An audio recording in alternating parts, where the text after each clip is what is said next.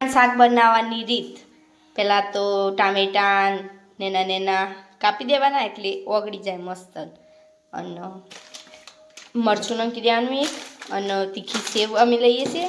મસાલાની જરૂર પડશે, ખાંડની જરૂર પડશે ને મીઠાની, અને 3 ડોકલી તેલ અમે રહી બી નાખી દીધી.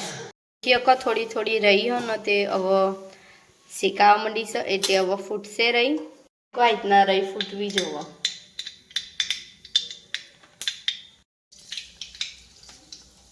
થોડી વધારે નાખી દેવાની, પહેલાં થોડીક જ નાખવાની, પછી થોડીક વધારે નાખવાની.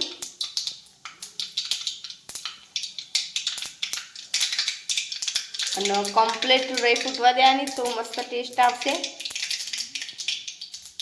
દેખો ગાઈસ, થોડું જીરું નાખી દેવાનું અને પછી ગેસ ધીમો કરી દેવાનો. અને ટામેટાં નાખીને ધ્યાન રાખજો છોટા ના ઉડો. અને હળદર અને મરચું નાખી દેજો એટલે કલર પકડાઈ જશે. ટામેટાં શાકમાં પાણી વેડવાની જરૂર નથી પડતી.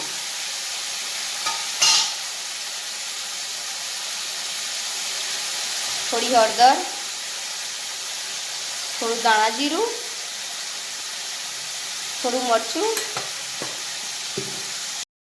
દેખો, અને સ્વાદ પ્રમાણે મીઠું. પછી હલાવી દેવાનું.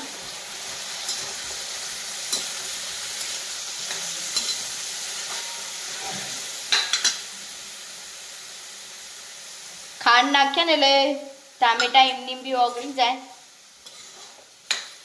હવે મિક્સ કરી દેવાનું અને હવે ચડવા દેવાનું, બીજું કંઈ જ નહીં કરવાનું. તે શાકને ચડવા દેવાનું અને ટેસ્ટી લાગે મસ્ત. ખાંડથી ચડાવજો, બહુ મસ્ત લાગશે. ગોળ બી નાખીએ પણ ગોળમાં સેજ થોડું હોય ને તે ગળ્યું વધારે નહીં લાગે. આ રીતના બનાવશો તો ગળ્યું લાગશે. થોડી ખડ અમે વધારે ઉમેરીશું. શાક આવું થવું જોવા, થોડો રસો રાખવાનો. અને પછી ને તે તીખી સેવ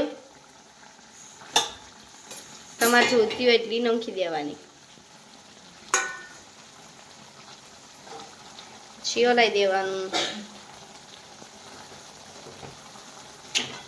સિંગ માટે કોથમીર, શિયાળામાં તો સારી આવે છે કોથમીર, તો તમે વધારે બી નાખી શકો.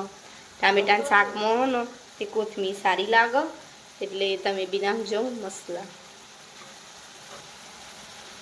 દેખીએ કહો હવે આપણે ગેસ બંધ કરી દઈએ છીએ, કારણ કે સેવો છે એટલે આ બધો રસો પી જ જશે. હજી શાક હલાવી દેશો ને એટલે રસો નહીં દેખાય, કારણ કે તે મસ્ત શાક દેખાશે. લજીશ